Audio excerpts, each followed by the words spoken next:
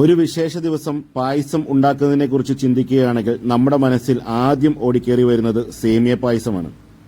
അതിന് കാരണം സേമിയ പായസം ഉണ്ടാക്കാൻ വളരെ എളുപ്പവുമാണ്, അതീവ രുചിയാണ്. നമുക്കിന്ന് വ്യത്യസ്തമായ രീതിയിൽ ഒരു സേമിയ പായസം ഉണ്ടാക്കാം. പായസം ഉണ്ടാക്കുന്നതിന് ഒരു ഉരുളി അടുപ്പത്തേക്ക് വെച്ച് ചൂടായതിനു ശേഷം അതിനകത്തേക്ക് പശുനെയ്യ് ഒഴിച്ചു കൊടുത്തിട്ടുണ്ട്. പശുനെയ്യ് ഒന്ന് ചൂടായി വരുമ്പോൾ അതിനകത്തേക്ക് ബദാം ഇട്ട് ഒരൊറ്റ മിനിറ്റ് ഒന്ന് മൂപ്പിക്കാം. അതിനുശേഷം അണ്ടിപ്പരിപ്പും ഒരു മിനിറ്റ് ഇട്ട് മൂപ്പിച്ചതിന് ശേഷം നമുക്ക് കറുത്ത മുന്തിരി ചേർത്ത് കൊടുക്കാവുന്നതാണ്.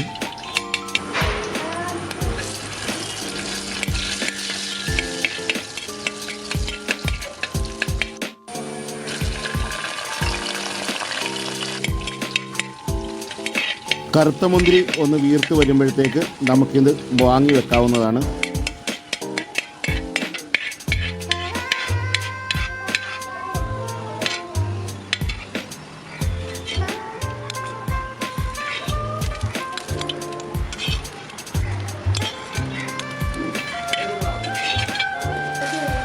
അണ്ടിപ്പരിപ്പ് മുന്തിരിയൊക്കെ വറുത്ത ആ നെയ്ക്കകത്തേക്ക് തന്നെ നമുക്ക് ഈ സേമിയ ചേർത്ത് കൊടുക്കാം. നീളത്തിലുള്ള സേമിയ എന്നുണ്ടെങ്കിൽ ഇതേ കൂട്ട് ഒടിച്ച് ചെറിയ പീസുകളാക്കി ഇതിനകത്തേക്ക് ചേർക്കുക. സേമിയ ഇനി 2 മിനിറ്റ് ഒന്ന് റോസ്റ്റ് ചെയ്യാം. ശ്രദ്ധിക്കുക, ഫ്ലെയിം ലോയിൽ സെറ്റ് ചെയ്യുക. ഇനി നമുക്ക് കടകളിൽ റോസ്റ്റഡ് സേമിയ കിട്ടും. റോസ്റ്റഡ് സേമിയ ആണെങ്കിലും ഇതേപോലെ നെയ്യിലിട്ട് ഒരൊറ്റ മിനിറ്റ് ഒന്ന് റോസ്റ്റ് ചെയ്യുക. സേമിയ തുടർച്ചയായി ഇളക്കി കൊടുത്തുകൊണ്ടേയിരിക്കുക. ഇനി ഇതൊരു ലൈറ്റ് ഗോൾഡൻ ബ്രൗണിലേക്ക് മൂവ് ആകുമ്പോഴത്തേക്ക് നമുക്ക് ഫ്ലെയിം ഓഫ് ചെയ്യാവുന്നതാണ്. ഫ്ലെയിം ഓഫ് ചെയ്ത് ഇതിനെ മറ്റൊരു പാത്രത്തിലേക്ക് മാറ്റി വെക്കാം.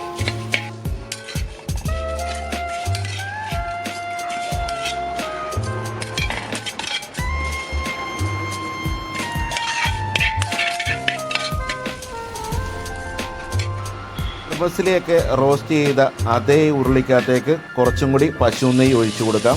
എന്നിട്ട് വളരെ നൈസായിട്ട് ചെറുതായിട്ട് അരിഞ്ഞ ബീട്രൂട്ട് ഇതിനകത്തേക്ക് ഇട്ട് കൊടുത്ത് ഒരു 5 മിനിറ്റ് നമുക്ക് നന്നായിട്ടൊന്ന് വഴറ്റിയെടുക്കാം. അതിൻ്റെ ഒരു പച്ച മണം പോകുന്നത് വരെ നമുക്ക് നന്നായിട്ടൊന്ന് വഴറ്റിയെടുക്കണം. ചില ആൾക്കാർക്കെങ്കിലും ഒരു സംശയമുണ്ടാവും, ബീട്രൂട്ടിൻ്റെ അകത്തേക്ക് പാൽ ഒഴിച്ചു കൊടുത്താൽ പാല് കേടാവില്ലേ അല്ലെങ്കിൽ പാല് പിരികി പോവില്ലേ? പാലൊന്നും പിരിയത്തൊന്നുമില്ല. ബീട്രൂട്ട് 5 മിനിറ്റ് നന്നായിട്ടൊന്ന് വഴറ്റി കൊടുക്കുക. അതിന് ശേഷം മാത്രം പാല് ചേർത്ത് കൊടുക്കുക. ഞാനിവിടെ 300 ഗ്രാം സേമിയാണ് എടുത്തിരിക്കുന്നത്. 300 ഗ്രാം സേമിയയ്ക്ക് 2.5 ലിറ്റർ പാലും 1/2 ലിറ്റർ വെള്ളവും ഒഴിച്ചു കൊടുത്തിട്ടുണ്ട്. പാൽ ഒഴിച്ചു കൊടുത്തതിന് ശേഷം ഫ്ലെയിം ഹൈയിലേക്ക് സെറ്റ് ചെയ്യുക. പാല് തിളച്ച് വരുന്നതുവരെ മാത്രം നമുക്ക് ഹൈ ഫ്ലെയിമിൽ കുക്ക് ചെയ്താൽ മതി. വൺസ് പാല് തിളച്ച് കഴിഞ്ഞാൽ നമുക്കത് നേരെ മീഡിയം ഫ്ലെയിമിലേക്ക് ആക്കാവുന്നതാണ്. പാലിൽ പാട കെട്ടാണ്ടിരിക്കാനായിട്ടാണ് നമ്മളൊന്ന് കണ്ടിന്യൂസ് ഇളക്കി കൊടുത്തുകൊണ്ടിരിക്കാനായിട്ട് പറയുന്നത്. പാല് തിളയ്ക്കുന്ന സമയം വരെ ഹൈ ഫ്ലെയിമിലിട്ട് നന്നായിട്ട് തിളപ്പിക്കുക. പാല് തിളച്ചതിന് ശേഷം നമുക്ക് ഫ്ലെയിം കുറച്ച് മീഡിയത്തിലേക്ക് ആക്കി വെക്കാവുന്നതാണ്.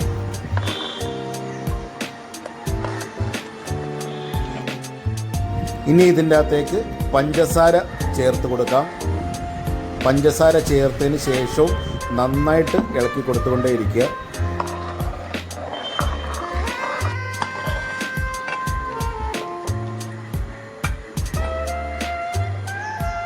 പഞ്ചസാരയൊക്കെ ചേർത്ത് ഒരു 5 മിനിറ്റ് കഴിയുമ്പോഴത്തേക്ക് നമുക്ക് നേരത്തെ റോസ്റ്റ് ചെയ്ത് വെച്ചിരിക്കുന്ന സേമിയ ഇതിൻ്റെ അകത്തേക്ക് ചേർത്ത് കൊടുക്കാം. ചേർത്ത് കൊടുത്തതിന് ശേഷം ഇതേപോലെ ഒന്ന് ഇളക്കി കൊടുത്തുകൊണ്ടേയിരിക്കുക. മീഡിയം ഫ്ലെയിമിലിട്ട് മാത്രം ഇത് കുക്ക് ചെയ്യുക.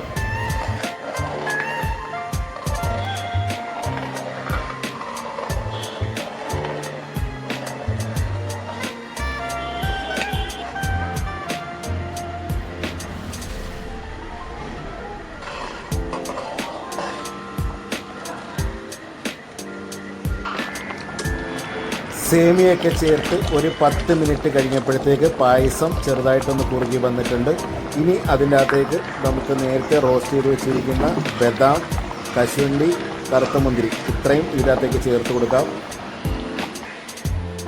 ഇനി ചതച്ച് വെച്ചിരിക്കുന്ന ഏലക്ക ഇതിൻ്റെ അകത്തേക്ക് ചേർത്ത് കൊടുക്കാം.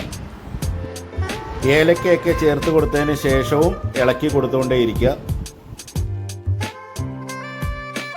പായസത്തിന് ഒരു ചെറിയ കുറുക്കൊക്കെ വന്നിട്ടുണ്ട്. ഇനിയും ഇരിക്കും തോറും അല്ലെങ്കിൽ പായസം ഇനിയും തണുക്കും തോറും ഇത് കുറുകാനായിട്ടുള്ള ചാൻസ് ഉണ്ട്. അതുകൊണ്ട് നമുക്ക് ഇത് മറ്റൊരു പാത്രത്തിലേക്ക് മാറ്റി വെക്കാം. പായസം ഒന്നും ഒരിക്കലും ഉണ്ടാക്കിയ പാത്രത്തിൽ തന്നെ വെച്ചേക്കരുത്. ഉരുളിയുടെ ചൂടുള്ളത് കൊണ്ട് അത് വീണ്ടും കുറുകാനായിട്ടുള്ള ചാൻസ് ഉണ്ട്. അതുകൊണ്ട് മറ്റൊരു പാത്രത്തിലേക്ക് മാറ്റുക.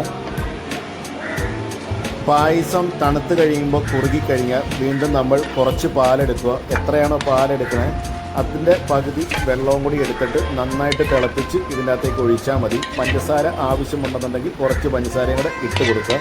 അപ്പോൾ നമുക്ക് കുറുകിയ പായസം ഒന്ന് ലൂസാക്കി എടുക്കാനായിട്ട് സാധിക്കും. നമ്മുടെ വെർമസലിയുടെ നിറമൊക്കെ കണ്ടോ? അത് നമ്മൾ ആദ്യമേ ആ ബീട്രൂട്ട് ചേർത്തുകൊണ്ടാണ് നമുക്ക് ഈ ഒരു നിറം കിട്ടിയത്. ഇത് കൊച്ചു കുട്ടികൾ മുതൽ മുതിർന്നവർക്ക് വരെ ഇഷ്ടപ്പെടുന്ന നല്ല രുചിയുള്ള വളരെ എളുപ്പത്തിൽ ഉണ്ടാക്കാവുന്ന ഒരു വെർമസലിയുടെ റെസിപ്പിയാണ്. അപ്പോൾ എല്ലാവരും ഇതൊന്ന് പരീക്ഷിച്ച് നോക്കുക. ഇഷ്ടപ്പെട്ടെങ്കിൽ ലൈക്ക്, ഷെയർ, കമൻറ്റ് എന്നിവ ചെയ്യുക. ഞങ്ങളുടെ ചാനൽ ഇതുവരെ സബ്സ്ക്രൈബ് ചെയ്യാത്തവർ സബ്സ്ക്രൈബ് ചെയ്യുക. എല്ലാവർക്കും നന്ദി, നമസ്കാരം.